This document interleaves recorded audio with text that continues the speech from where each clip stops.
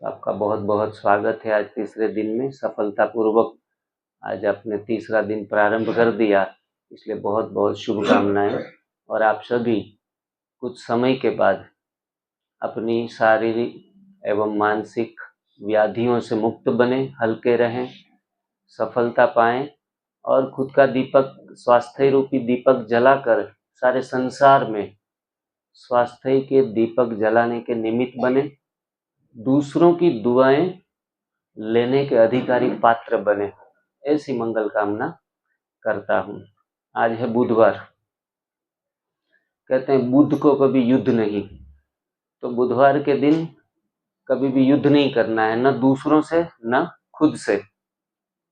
कई बार लोग बाहर की लड़ाई नहीं, अंदर की लड़ाई लड़ते लड़ते थक जाते हैं, खुद से नहीं जीत पाते, खुद के विचारों के ऊपर जीत नहीं पाते। तो हमेशा जो भी समस्याएं हैं, आंतरिक एवं बाह्य, उनका समाधान हमेशा अंदर से ही आता है। बाहर से समाधान कभी भी ढूंढने का प्रयास करने की जरूरत नहीं है। बाहर से वातावरण मिल सकता है, बाहर से थोड़े पॉजिटिव वाइब्रेशन हम प्राप्त कर सकते हैं, लेकिन हमेशा हर एक समस्याएं जो भी हमारे जीवन की हैं, शारीरिक हो या फिर कौटुंबिक समस्याएं हो या फिर सोशियली कोई भी प्रॉब्लम्स हो, आर्थिक परेशानियां भी हो, लेकिन हर चीज के लिए समाधान अवश्य हमारे अंदर से ही हमें प्राप्त होने वाला है। तो खुद को ही इस युद्ध के मैदान में शांत करना पड़ेगा, शीतल करना पड़ेगा, हमारे अंदर झांकना पड़ेगा। और भीतर जाने की यात्रा हमें तप सेवा सुमिरन की साधना सिखाती है। जो मैं भीतर गया तो मैं तर गया, जो मैं भीतर गया तो मैं भीतर गया। तो अगर हमें इस संसार रूपी भवसागर में तरना है तो हमें भीतर जाना पड़ेगा, खुद के अंदर जाना पड़ेगा, खुद के अंदर ही स्वास्थ्य को जगाना पड़ेगा। स्वास्थ्य भी कोई बाह्य चीजों से प्राप्त होने वाला कोई चीज नहीं है। शक्ति का जो अनुभव करते हैं वो भी शक्ति भी अंदर से आएगी, आनंद भी अंदर से ही आएगा, ज्ञान भी अंदर से प्रकट होने वाला है। और आखिरी चीज हमारी वो है प्यार। बिना प्यार के तो पौधे भी सूख जाते हैं, तो प्यार भी जीवन का महत्वपूर्ण अंग है।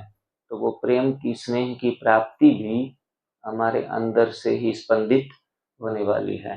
तो ये सारा खजाना, बाबा हमें टाइटल देते हैं सर्व खजानों के मालिक, लेकिन हमें खुद का खजाना पता ही नहीं है, हम बाहर ढूंढ रहे हैं।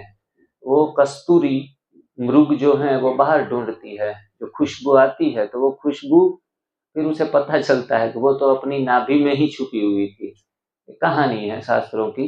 तो ऐसे ही हमारे अंदर ही, खुद के अंदर ही स्वास्थ्य, शक्ति, आनंद, प्रेम और ज्ञान का खजाना छिपा हुआ है।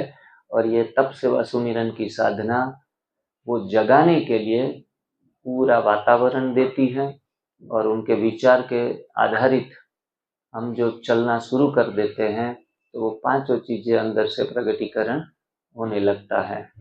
ये मनुष्य मात्र की करने वाली साधना है। कोई हिंदू या फिर मुस्लिम या फिर ईसाई, कोई धर्म के साथ इनका कोई संबंध नहीं है। रामचरितमानस जो ग्रंथ है उनको शास्त्रों का ग्रंथ कहने के बदले इनको बुक ऑफ साइंस कहा जाता है, विज्ञान का ग्रंथ है, जो हर धर्म के व्यक्ति इनको पालन कर सकते हैं। और आप थोड़ा सा पीछे जाएंगे तो पता भी चलेगा कि इस्लाम धर्म के अंदर रोजा, जकात और नमाज के नाम से ये 3 सिद्धांत लोग पालन कर रहे हैं। जो हमारे हिंदू लोग हैं वो इनको क्या बोलते हैं, तप, सेवा और सुमिरन। ये सभी नॉलेज आपके पास सुना होगा पहले भी। गीता में भी आपने सुना है यज्ञ, दान और तप। जबकि क्रिश्चियन धर्म वाले क्या बोलते हैं इनको, चैरिटी, प्रेयर एंड फास्टिंग। तो सभी तरह से ये तीनों सिद्धांत हर धर्म के अंदर गाए हुए हैं। मतलब आप ब्रह्मा कुमारी में जाते हुए भी अगर तप, सेवा, सुमिरन सिद्धांत को पालन कर रहे हैं तो ऐसा समझने की जरूरत नहीं है कि ब्रह्मा कुमारी फॉलो करते करते बाबा का हाथ पकड़ के दूसरा हाथ पकड़ लिया है। ऐसा जरूरी, कई बार कंफ्यूजन हो जाता है कि एक बाप दूसरा न कोई, फिर हम वो तप सेवा सुमिरन वालों की क्यों साधना करें। बाबा ने हमें सिखाया है कि त्याग, तपस्या और सेवा करो, नहीं बताया है? तो तीनों सिद्धांत किसी भी धर्म से अछूते नहीं है। मतलब कोई मेंटल कंफ्यूजन रखे बिना ये तीन सिद्धांतों के ऊपर हमें साधना करनी ही पड़ेगी। और अगर ये तीन सिद्धांत हमारी नींव में नहीं है तो 30, 40 साल, 50 साल कोई भी धर्म में चलते हुए भी हम बीमार रहेंगे, मन से भी व्याधिग्रस्त रहेंगे ही रहेंगे। क्योंकि सभी धर्म, वैष्णव धर्म वाले, ओशो को फॉलो करने वाले, सभी धर्मों में 20-20, 30-30 साल पुराने सीनियर लोग से मेरा संपर्क हुआ तो सभी शारीरिक व्याधियां, मानसिक व्याधियां उनके मन के तल के ऊपर थी। तो बस एक ही चीज है, वो शायद पठन करते हैं, सुबह अर्ली मॉर्निंग उठ जाते हैं, सत्संग करते हैं, लेकिन ये तीनों सिद्धांतों का पालन कहीं ना कहीं चूक हो जाती है। इनके कारण मैं एक बार एक ध्यान शिविर में गया था, तो वहाँ मैंने बस ऐसे ही पूरा एक ग्रुप बन गया, 100-200 लोग थे। तो इसमें 50-60 लोग ये थोड़ा आहार के बारे में जानना चाहते थे, तो कमरे में आके एक एक 2-2 घंटे के लेक्चर शुरू हो गए। तो फिर उनको पता चला कि यहाँ तप सेवा सुमिरन शुरू हो गए शिविर में। तो मैंने देखा कि सभी लोग काफी बीमार थे, ध्यान करने में भी असमर्थ थे, उछलना कूदना भी उसके बस की बात नहीं थी। फिर भी वो पूछ रहे थे, जिग्नेश भाई आज शाम को पाव भाजी का प्रोग्राम है, पता है? मतलब शिविर में खाने के लिए जाते हैं कि भाई वहाँ एक घर बाहर से 3-4 दिन एकदम फ्रेश होके आते हैं। आज रात को पूरा एक सभी एक साथ में मिलते हैं, सभी किचन में 20-25 लोग जमा होते हैं, अपनी मन पसंदीदा भोजन बनाते हैं और फिर उठ भी नहीं सकते, घुटनों के ऊपर उठते हैं, बल के ऊपर, और कहता है तो मजा आ गया, वाह करके अपने इष्ट का आह्वान भी करते हैं। तो इस तरीके से साधना कभी होगी नहीं। अगर आप खाने के शौकीन हैं और स्वाद ही आपके जीवन में सेंटर में पड़ा हुआ है तो आप कोई भी धर्म पालन कर लो, धर्म पालन करके आखिर में जीरो हो जाएगा। आहार की नींव ही, आत्मा की उन्नति की जो सीढ़ी है वो ही पेट है, और पेट को ही आप बिगाड़ कर चल रहे हैं किसी भी साधना में, तो कोई भी बात बनेगी नहीं। और फिर बीमार भी होंगे तो क्या करेंगे?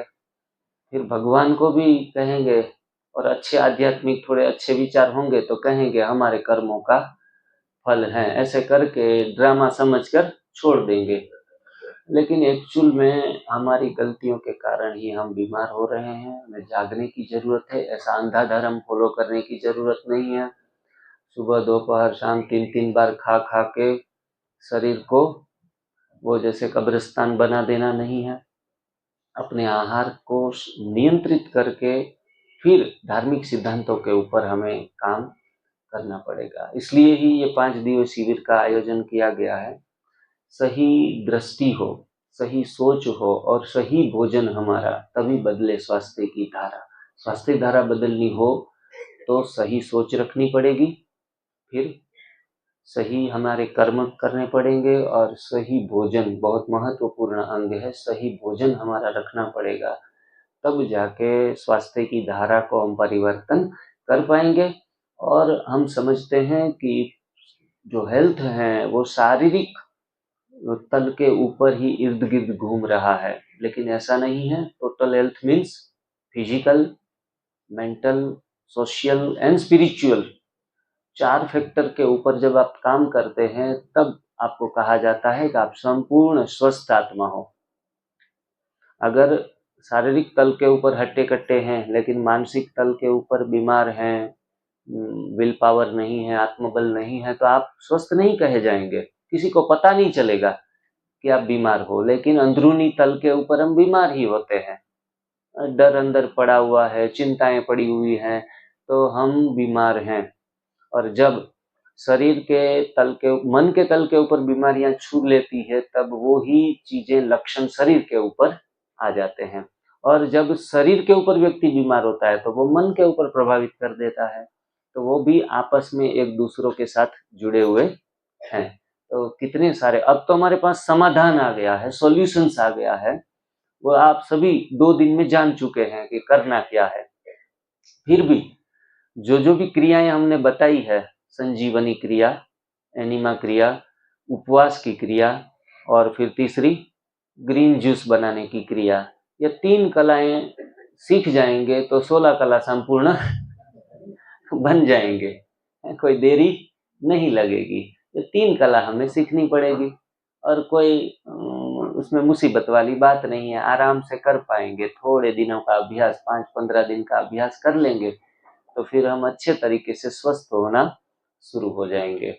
उपवास से मानसिक शांति और मानसिक व्याधियां भी खत्म होती है, क्योंकि सोचने का मौका मिल जाता है और हम अंदर भीतर जा सकते हैं और हम अपने आप के ऊपर काम कर सकते हैं। कहते हैं कि जब शरीर में कम खाना जाता है ना तो नींद और अच्छी आती है। दोपहर में आप ट्राई करेंगे, गहरी नींद का अनुभव कर सकते हैं और कम नींद में भी ज़्यादा रिफ्रेशमेंट फील कर सकते हैं। बस आदतों का सारा खेल है और उनके ऊपर हम प्रैक्टिस कर रहे हैं। हो सकता है काफ़ी सारी बातें रिपीट भी हो रही है, काफ़ी सारी बातें हमने बार-बार सुनी हैं, लेकिन बाबा भी कहते हैं कि आत्मा समझकर बैठो, आत्मा समझकर बैठो, फिर भी हम थोड़ी बैठ पाते हैं, फिर भी शरीर समझकर हलचल में आ जाते हैं। तो ऐसे भी अगर तप सेवा सुमिरन के सिद्धांतों को बार-बार भी सुन लिया जाए, तो भी ये दृढ़ होते हैं।